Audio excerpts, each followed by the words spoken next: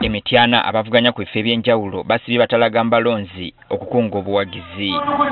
Bano babadde bakulembeddwamu David Luchamuzi Kalwanga ng'ono yeegwanyiza okuddamu okukiikirira essaza lya Busujju mu Paalamenti. Proscovia Mukisa avuganya ku kifo ky'omubaka omukyala owa disitulikiti y'Emityana, Francis Zaake owa munisipaali y'Emityana, kw'ossa n'abalala nga basoose kuyisa bivvulu mu bitundu ebitali bimu.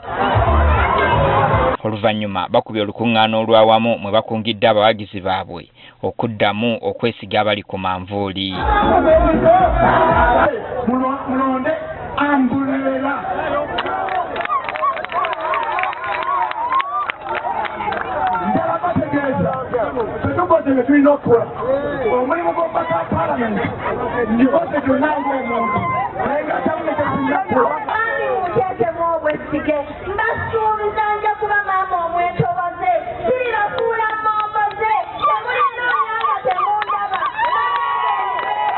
Emmanuel Sembusi Butebi, taata w'omubaka wa munisipaali y'Emityana Francis Zaake, akalaatidde abalonzi okuddamu okwesiga abakulembeze abaliko bye babakoledde.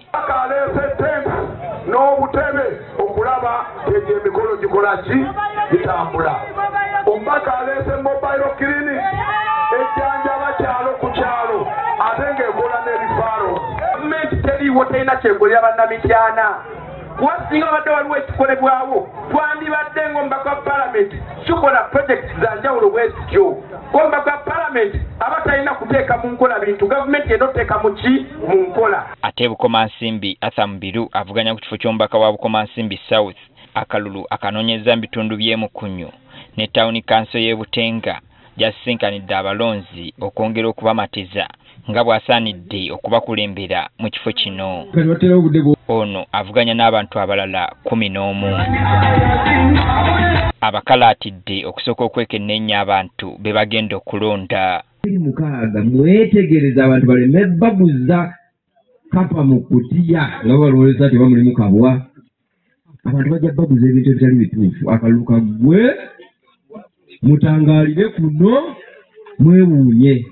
Agamba nti ebbanga lyonna eddoboozi ly'ekitundu kyabwe libadde teriwulirwa nga yazze okusobola okulituusa. Banne Bannabukomansimbi nja kwongera okubategeeza ekiseera kye kino mube n'omubaka nga wammwe nga n'ebiri mu ggwanga keeki yammwe eggwanga nammwe mugigabanako.